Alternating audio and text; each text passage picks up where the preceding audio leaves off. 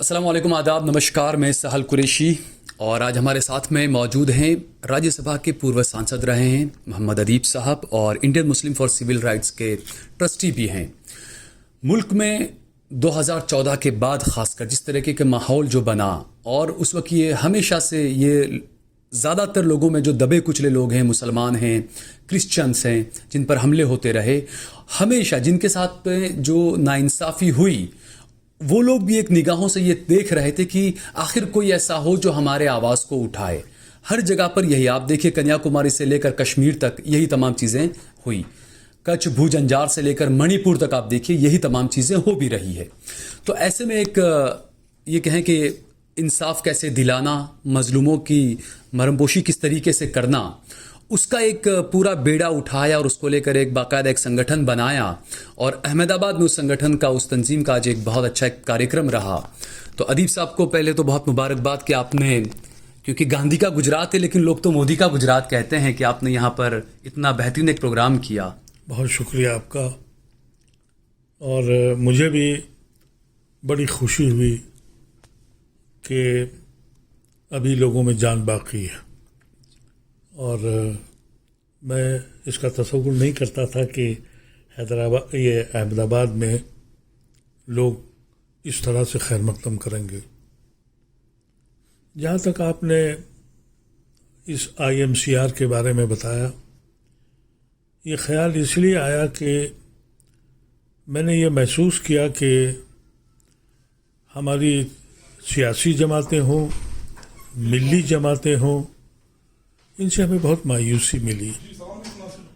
اور میں نے یہ دیکھا کہ 2014 کے بعد جو ملی جماعتیں تھیں جن سے میرا تعلق تھا اور کچھ سے آج بھی ہے، ان کا رویہ یہ ہوا کہ بھائی اس وقت آپ خاموش ہو جائیں. کچھ ایسا لگتا تھا جیسے کوئی گبر سنگھ آ گیا ہے، کون آ گیا ہے، کیا مصیبت ہے. میں مسلمانوں کے اس رویے کو بھی جانتا تھا جب UPA 1 اور 2 تھا اور میں کانگریس کے کافی قریب تھا. اس وقت اگر کوئی ایک نقطہ بھی کم رہ جاتا تھا تو یہ ساری ملی جماعتیں روز ہمارے دروازے پہ آتی تھیں کہ صاحب دیکھیے یہاں پر زبر لگنا تھا، زیر لگا، یہاں نقطہ نہیں لگایا. بالکل. لیکن جب مودی صاحب تشریف لائے تو اس وقت یہ کہا گیا کہ صاحب خاموش ہو جائیے. تو یہ بڑی مایوسی تھی کہ بھئی یہی عالم سیاسی جماعتوں کا تھا. 2014 میں مودی نے ایک فارمولہ لایا کہ مائنس مسلمان ہم اس ملک کے حاکم ہوں گے. میں پچھلے 50 سال سے سیاسی گلیاروں میں رہا ہوں، لیکن یہ کیفیت میں نے کبھی نہیں دیکھی تھی کہ مسلمانوں کو دھتکارا جائے، پولیٹیکل پارٹیاں اس سے بھاگیں. کیونکہ جب 2014 میں یہ آ گئے تو کانگریس نے اینتھونی صاحب کے طرف سے ایک کمیٹی بنی اور کہا کہ صاحب یہ ہم اس لیے ہار گئے کہ کانگریس مسلم نواز تھی. اس کے بعد کانگریس نے پلہ جھاڑ لیا.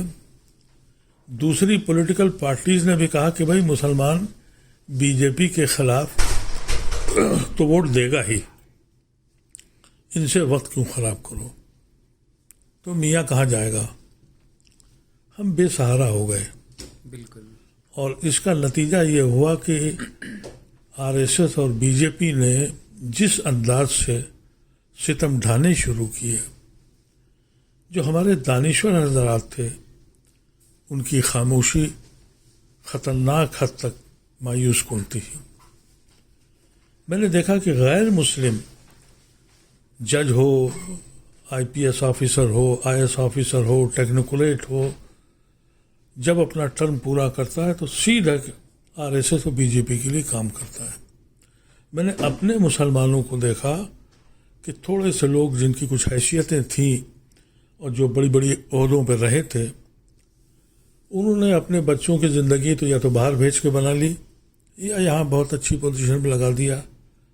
گھر پہ بیٹھ گئے، کوئی حرج نہیں ہے، لیکن گھر پہ بیٹھ کے گریا کر رہے ہیں، ماتم کر رہے ہیں. تو اس وقت میں نے ایک یہ آواز لگائی کہ بھئی پڑھے لکھے مسلمان کہاں ہیں، کوئی اور وقت آئے گا کبھی جاگو گے؟ تم کو اللہ نے عزت دی، دولت دی، شہرت دی، سب کچھ دیا، کیا اللہ تم سے پوچھے گا نہیں کہ تم نے میری قوم کے ساتھ، میری امت کے ساتھ کیا کیا؟ تو وہ میں نے ایک ویڈیو نکالا تھا جی، بہت وائرل ہوا، اور وہ وائرل ہوا، اور اللہ نے کچھ ایسا کیا کہ پچھلے سال نومبر میں کوئی 24 یا 25 صوبوں سے لوگ آئے، یعنی لکشدیپ سے، کنیا کماری سے اور پنجاب، اور کوئی صوبہ نہیں بچا، یہاں تک کہ اڑیسہ ایسی چھوٹی اسٹیٹ جہاں 2% مسلمان، وہاں سے بھی لوگ آئے۔ اس میں بیوروکریٹس تھے، اس میں دانشور تھے، اس میں ٹیکنوکریٹس تھے، اس میں ریٹائرڈ ججز تھے، اس میں یعنی وہ لوگ تھے کہ جن میں تھوڑا ضمیر زندہ تھا، وہ لوگ ہی تھے وہ جی وہ لوگ آئے، کیونکہ اس میں سیاسی لوگوں میں فاروق عبداللہ صاحب آئے، اور عزیز قریشی صاحب جو گورنر تھے وہ ویل چیئر پہ آئے، چل نہیں سکتے تھے۔ رحمان خان صاحب کرونا میں تھے، وہ پہلی بار، وہ 6 مہینے کے بعد اپنے گھر سے نکلے تھے، وہ لکھنؤ دہلی آئے، تو حوصلہ بنا۔ فاروق عبداللہ صاحب نے کہا کہ بھئی یہ ادیب کا کارنامہ ہے کہ اتنے لوگوں کو اکٹھا کیا۔ میں نے کہا کہ میں 99% لوگوں کو جانتا بھی نہیں ہوں، میں نہیں جانتا ان لوگوں کو، لیکن ایک بات کا احساس ہوا کہ جو سینے میں میرے درد ہے وہ ایک رکشے والے کے بھی سر میں۔ تو میں نے صرف ایک آواز لگائی، اور یہ طے ہوا کہ مسلمان مسجد کے اوپر اکٹھا ہوتا ہے، پرسنل لا پہ ہوتا ہے، لیکن یہاں تو سول رائٹس کا مسئلہ ہے۔ تو سول رائٹس کی بنیاد بنا کر، کیونکہ یورپ اور امریکہ سے ہمارے دوستوں نے کہا کہ ہم لوگ وہاں سول رائٹ کے نام سے لڑ رہے ہیں، اور ان کے سجیشن پر یہ پھر یہ طے ہوا کہ ہم لوگ سول رائٹس بنائیں گے۔ تو IMCR جو ہم نے بنائی، یہ مسلمانوں کی بنائی ہوئی تحریک ہے، تنظیم ہے، لیکن صرف مسلمانوں کے لیے نہیں ہے، اس میں جو بھی مظلوم ہے، یہ میرے دین کا تقاضا ہے۔ میرا اللہ یہ کہتا ہے، حکم دیتا ہے کہ ظالم کے ہاتھ پکڑو، اور میں یہ سمجھتا ہوں کہ کوئی انسان اگر ظالم کو ظالم کہنے کی حیثیت نہیں رکھتا تو وہ انسان نہیں، ایک بت ہے، اور کوئی انسان اگر مظلوم کے لیے آواز اٹھانے کو تیار نہیں ہے تو وہ مردہ انسان ہے۔ بالکل، اس کی کاوشوں میں ہم لوگوں نے یہ کوشش کی، اور اس کے بعد مختلف جگہوں پہ ہم بمبئی میں گئے، وہاں کے دانشوروں کو اکٹھا کیا، ہم جلسے عام نہیں کرتے، اور اس کے بعد ہم لکھنؤ میں بھی کیا، اور حیدرآباد گئے، اور یہ سب جگہ لوگ تھوڑے تھوڑے جڑتے چلے گئے۔ آج ایک بڑی ٹیم وکلا کی ہمارے پاس ہے، اور ہم لوگ صرف یہ بتانا چاہتے ہیں مسلمانوں سے کہ اگر تم ڈر گئے تو تم مر گئے، بالکل، اور اب ڈرنے کی ضرورت نہیں ہے۔ ہاں، اس کانسٹیٹیوشن کو بچانا ہے، میرا وجود اس کانسٹیٹیوشن سے ہے، اور یہ کانسٹیٹیوشن توڑا جا رہا ہے، اس لیے اکٹھے ہو۔ اچھا، یہ جو ڈر ادیب بھائی جو ہے لوگوں میں، کیونکہ آپ نے آج اسپیچ میں بھی کہا کہ نوح میں جو ہوا، لوگوں کے گھر جل گئے، لوگوں کے گھر کے لوگ کئی مر، لیکن اس کے باوجود لوگ بولنے کے لیے آگے نہیں آتے۔ یہ ڈر پورے ہندوستان میں، پورے دیش میں ہر جگہ پر یہی حال ہے کہ جس کے ساتھ میں جس کا گھر اجڑ گیا، جس کا بیٹا مر گیا، جس کی دکانیں لوٹ لی گئی، لیکن پھر بھی وہ بولنے کے لیے تیار نہیں ہوتے میڈیا کے سامنے، عدالت میں آ کر۔ دیکھیے، جو غریب لوگ ہیں ان سے ہمیں کوئی شکایت نہیں ہے، اس لیے کہ وہ لوگ آبویس ہے کہ وہ بہت پیچھے ہیں تعلیمی اعتبار سے، ان کو روزی روٹی کا مسئلہ ہے۔ لیکن جو خوشحال لوگ ہیں، جب وہ ڈرتے ہیں تو پھر مجھے بہت درد ہوتا ہے۔ میں آج 78 سال پورے کر چکا ہوں۔ جی بالکل۔ اب میں نے یہ فیصلہ کیا کہ بھائی میں یہاں مروں یا تہاڑ جیل میں مروں۔ کوئی تنظیم ہو، کوئی تحریک ہو، ساحل صاحب، اگر اس میں جنون نہیں ہے تو منزل نہیں ملے گی۔ بالکل۔ تو جنون پیدا ہونا چاہیے، اور یہ بات سمجھ لینا چاہیے کہ اس ملک میں ابھی ایک بڑی تعداد سیکولر ہندوؤں کی ہے، ہمیں ان کو سپورٹ کرنا چاہیے۔ بالکل۔ یہ جو تماشے ہو رہے ہیں، جیسے ابھی گڑگاؤں میں ہوا، تو میں فوراً ہی کمشنر پولیس کے پاس گیا. انہوں نے کہا کہ میں آپ کی کالونی میں اکیلا مسلمان ہوں, ہم سیکورٹی بڑھا دیں, فلاں کر دیں. میں نے کہا بالکل نہیں, یہ کسی ایسے آدمی کو نہیں ماریں گے, کیونکہ ایک بار انہوں نے غلطی کی تھی احسان جعفری کو مار کے. پوری دنیا میں یہ آج تک پلہ نہیں جھاڑ پائے. یہ ان کو ماریں گے جن کے ساتھ انہوں نے آج کل اپنا سینہ کھول رکھا, یہ کہہ کے ہمیں مسلمانوں میں بانٹ رکھا ہے کہ یہ پاسماندہ ہے. ان کے گھر لوٹیں گے, یہ ان کو رسوا کریں گے. میں کمشنر پولیس سے کہہ کے آیا, ان کا نہیں آپ بالکل مطمئن رہیں, اور کالونی سے فون آ رہے ہیں. میں نے کہا دیکھیے ہر کالونی میں 2-2 3-3 مسلمان رہتے ہیں, آپ بالکل فکر مت کیجیے, یہ وہاں نہیں جائیں گے کیونکہ میڈیا پکڑے گا. آپ ان بستیوں میں جائیے. 3 بجے میں وہاں سے واپس آیا, لیٹ گیا. 3 بجے فون آیا کہ وہ جو سیکٹر 70 کے بغل میں ایک کلسٹر ہے مسلمانوں کا, بیچارے بہار کے اور مزدور اور غریب جی سارے, اور نہیں, اور بنگال کے, کسی نے نائی کی دکان کھول رکھی ہے, کسی نے گوشت کی دکان, کوئی پنچر بنا رہا ہے, کوئی یہ کر رہا ہے, وہاں آگ لگا دی. پھر میں نے کمشنر سے کہا ان کا غلطی ہو گئی. وہ کمشنر وہ کیرل کی تھی لیڈی, آنیسٹ لیڈی. اس نے وہ 4 آدمی پکڑ لیے جنہوں نے امام کو شہید کیا تھا, اس کا ٹرانسفر کر دیا گیا. وہ آفیسر جس نے نوح میں پنچایت جن لوگوں نے بنائی تھی ان کے خلاف نوٹس دیا, اس کا ٹرانسفر ہو گیا. لڑائی بہت بڑی ہے, لیکن اس وقت اگر ہم بحیثیت مسلمان کے 20% کے قریب ہم ہیں, اور یو پی میں تو 23-24% ہیں, اور بہار میں بھی اتنے ہیں. اگر ہم یہ طے کر لیں کہ ہم اپنے ووٹ کو منتشر نہیں کریں گے, اور سیاسی پارٹیوں سے یہ کہیں کہ اب ڈر کے پارٹی چلانے کی ضرورت نہیں ہے. میں نے یہ بات کھڑگے صاحب نے بھی مجھے بلایا تھا, کانگریس کے صدر, ان سے بھی میں نے یہی کہا کہ اگر آپ یہ سمجھتے ہیں کہ ہمارے بغیر آپ حاکم وقت بنیں گے تو یہ خواب دیکھتے رہیے, کبھی نہیں بنیں گے آپ. لیکن ہماری مجبوری بھی یہ ہے کہ ہم اس وقت آپ کے ساتھ آئیں, کیونکہ ہم کو یہ ملک کا آئین بچانا ہے, اور اس آئین سے ہی ہمارا تعلق ہے. ادروائز ہمارا اس ملک سے کیا رشتہ ہے. ہم نے خون کو اسی لیے بانٹا تھا کہ ہم آپ کے چھوٹے بھائی کی حیثیت سے سہیوگی ہوں گے.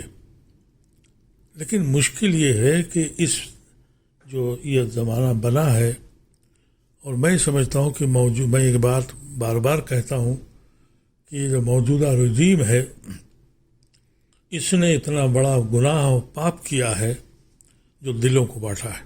بالکل.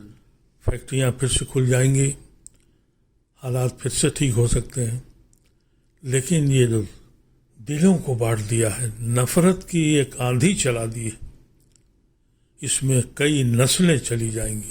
بالکل. 47 ہم نے دیکھا ہے, لیکن اس وقت کے اکابرین جو لیڈرز تھے, انہوں نے 2-4-5 سال میں, مجھے یاد ہے میں اسکول میں پڑھتا تھا تو میرے دوست کہتے تھے کہ تم یہاں کیوں رہتے ہو, تمہارا تو پاکستان بن گیا. میری سمجھ میں نہیں آتا تھا, لیکن وہ ماحول انہوں نے پورا بنا دیا تھا. اب کون ہے؟ اگر میں یہ اپنے لیڈروں کے بارے میں یہ کہوں کہ یہ تو بھیڑ بکری کی طرح بکتے ہیں, بالکل, اور خریداری ہوتی ہے, وہ لوگ دیکھ بھی رہے ہیں اس کے اور بک رہے ہیں, تو ایسی شکل میں سول سوسائٹی کو آگے آنا پڑے گا. بالکل. لیکن ادیب بھائی، جس طریقے سے آپ نے بتایا کہ بیوروکریٹس کہیں سے کمشنرس وغیرہ جب بھی ایسا کوئی اسٹیپ لیتے ہیں، وہ جنہوں نے غلط کیا ان کے خلاف کارروائی کو لے کر، لیکن ان کا بھی ٹرانسفر کر دیا جاتا ہے، تو ایک جو فیتا جو یہ آفیسر لیول کے جو لوگ ہیں ان میں بھی کہیں سے کہیں یہ ڈر بھے اس طرح کے ٹرانسفر کر کے بیٹھایا جا رہا ہے کہ وہ لوگ بھی بالکل ایک طرفہ ہو جائیں. ہم کبھی نہیں کہتے کہ جو لوگ سروس میں ہیں وہ رسک لیں، لیکن جو لوگ سروس سے ریٹائر ہو گئے، جن کے پاس ابھی زندگی کے 10-15 سال باقی ہیں، ان کو چاہیے اپنی ذات کے لیے تو آپ نے اپنی زندگی کے 60 سال گزار دیے. انسان 60 سال اپنے لیے جیتا ہے. اس کے بعد اگر 10 سال 5 سال 2 سال آپ اپنی قوم کے لیے جی تو شاید میں سمجھتا ہوں کہ آپ آخرت کے لیے بھی کچھ اب کام کر سکیں گے.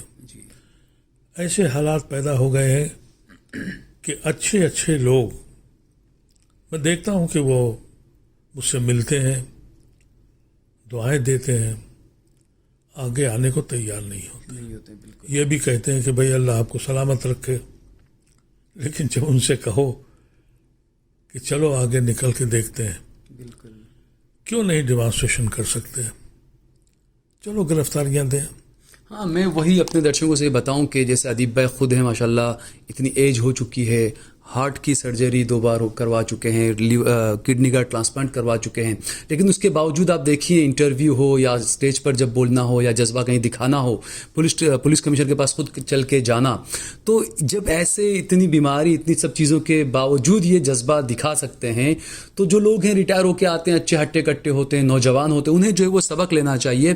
دوسرا ادیب بھائی یہ کہ یہاں پر یہ تھا کہ جو بات ہوئی کہ نفرت کی جو آندھی چل رہی ہے اور تمام چیزیں، حالانکہ راہل گاندھی کو لے کر بھی سوال اٹھ رہے ہیں کہ وہ جو محبت کی دکان کی بات کر رہے ہیں، منی پور میں ان کی محبت کی دکان انہوں نے لگائی جا کر، لیکن نوح میں نہیں آئے. مسلمانوں کے کئی مدعوں پر بتا رہے ہیں کہ وہ بھی اچھا بس وہ ٹویٹ کر دیتے ہیں، باقی زمینی لیول پر مسلمانوں سے ابھی بھی پلہ جھاڑ رہی ہے کانگریس، ایسا لگتا ہے.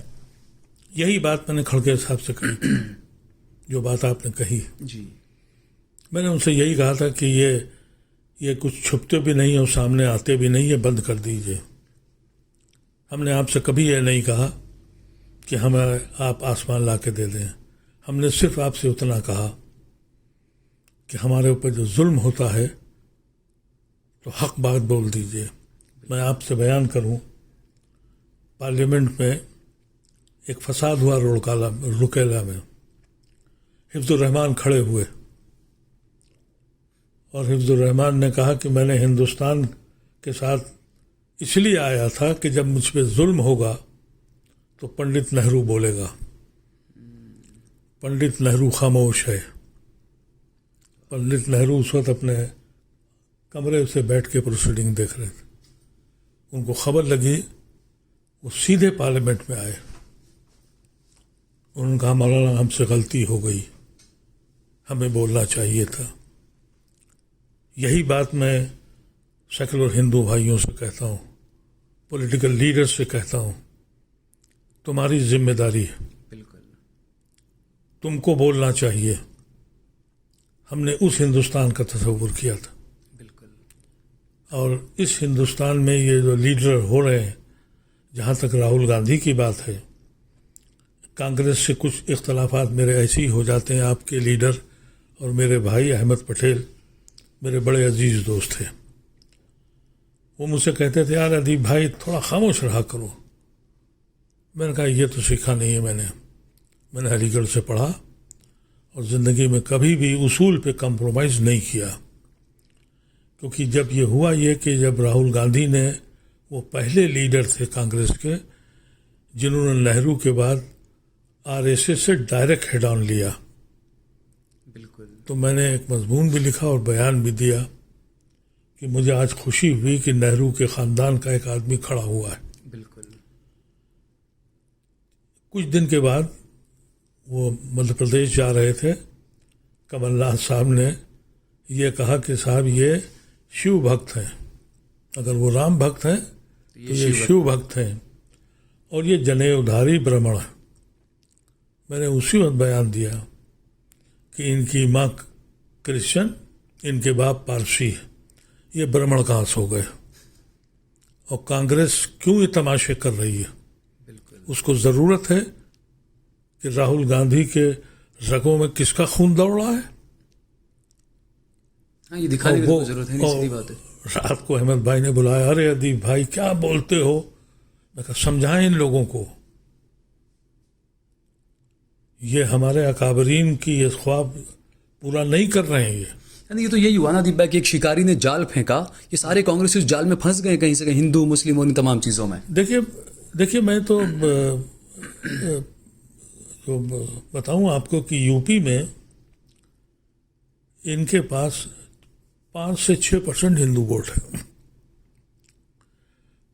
22% مسلمان ہیں. بالکل. وہ سب طرف دیکھ رہا ہے. اکھلیش یادو سے مایوس ہے کیونکہ ان کی پالیسی بھی یہ تھی. آپ کو پتا ہوگا کہ ان کے بہت بڑے لیڈر اعظم خان صاحب تھے، وہ جیل میں اتنے دن پڑے رہے.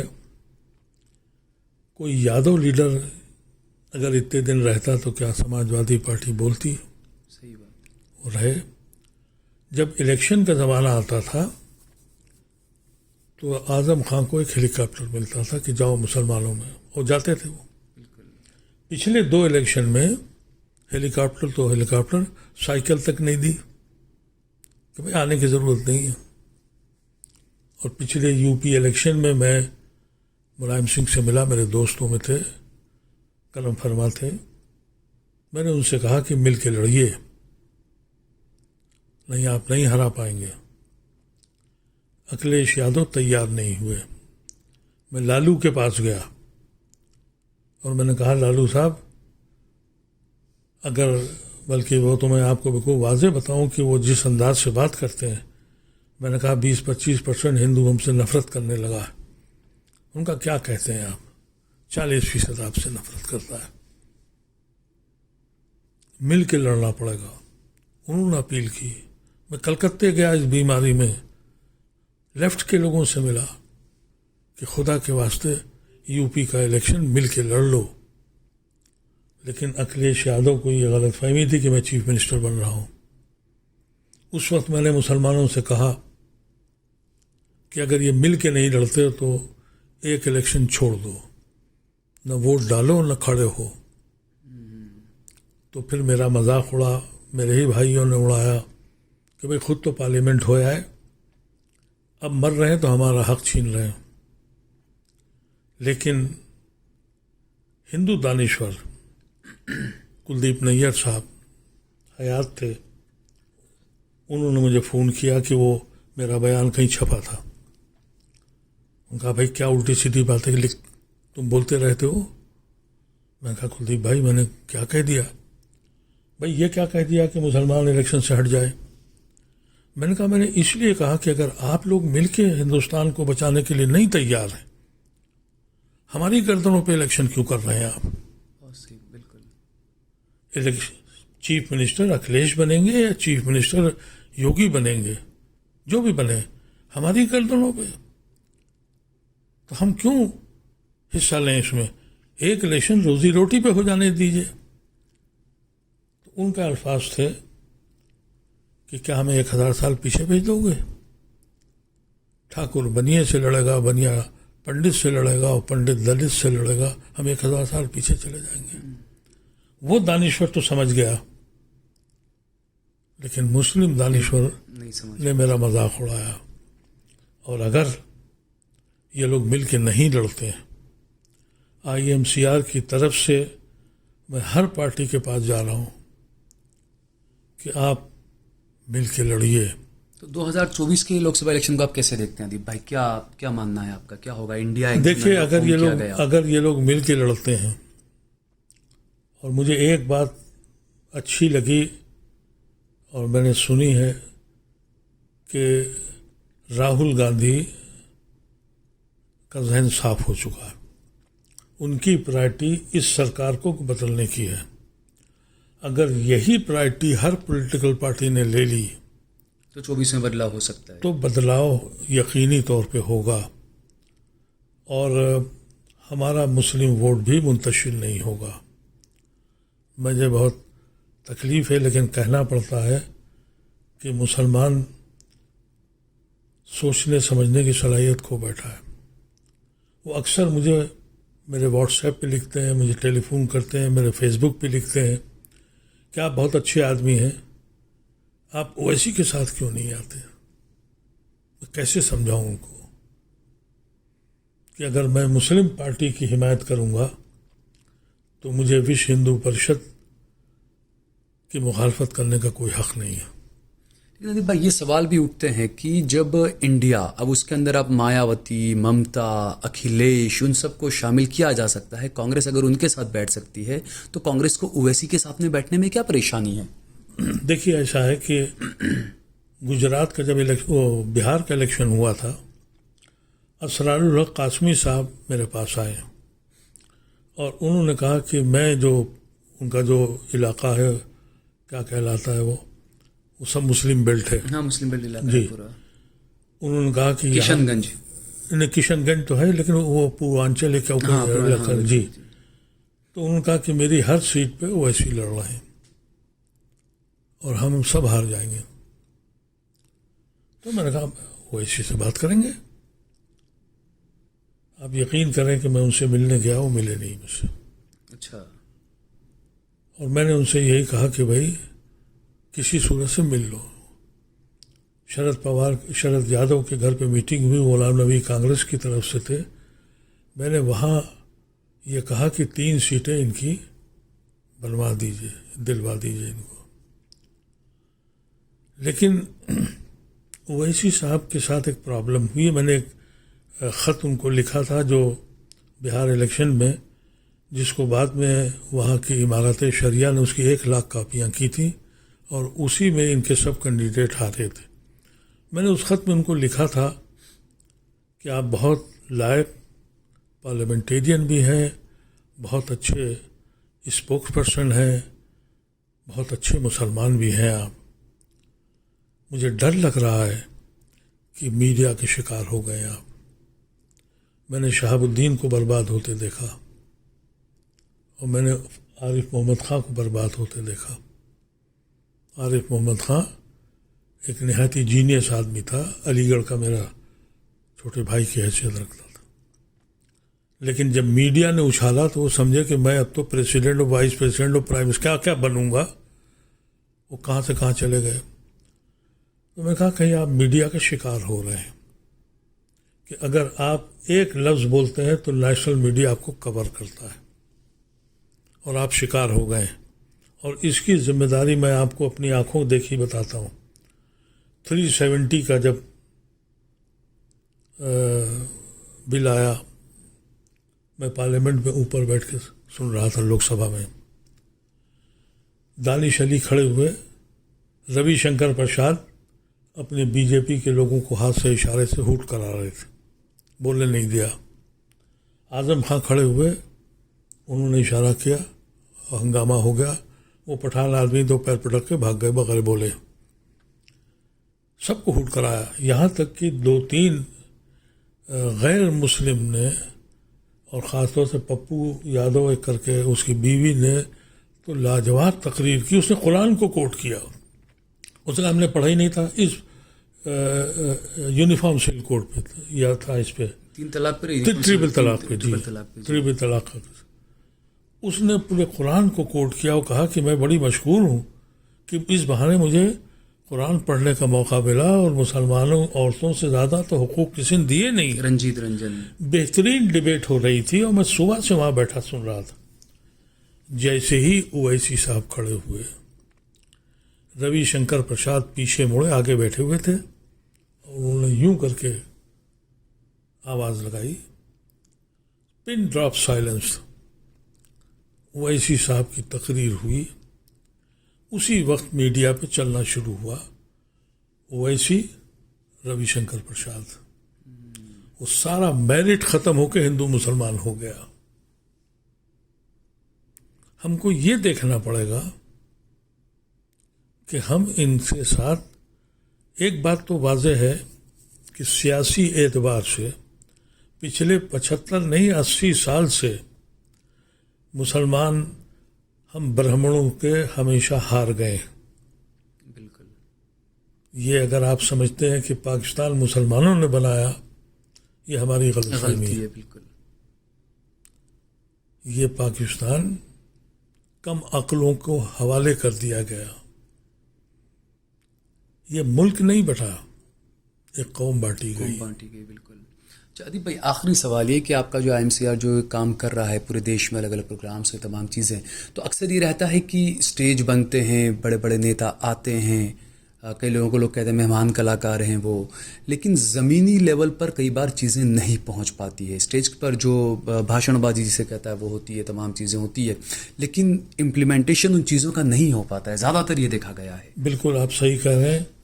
جس دن ہم لوگوں نے یہ شروع کیا تھا، ہم 6 لوگ تھے. میں بیمار آدمی، 5 نوجوان میرے ساتھی. آج اللہ کا کرم یہ ہے کہ لوگ خود سے کہتے ہیں کہ بھئی ہم تمہارے ساتھ والنٹیئر ہیں. یہاں تک کہ ابھی یہ نوح کے معاملے پر ہم نے جب یہ ہوا کہ مقدمہ لڑیں گے اور وکیلوں کو جوڑا، ایک صاحب آئے، ہم ان کو کبھی نہیں جانتے تھے، اور جاتے وقت ایک لفافہ دے گئے. میں نے کہا سمجھا میں خط ہے. اب وہ میں نے کہا دیکھتا ہوں، میں چشمہ لگایا، دیکھا تو دیکھا 50,000 کا چیک دے گئے.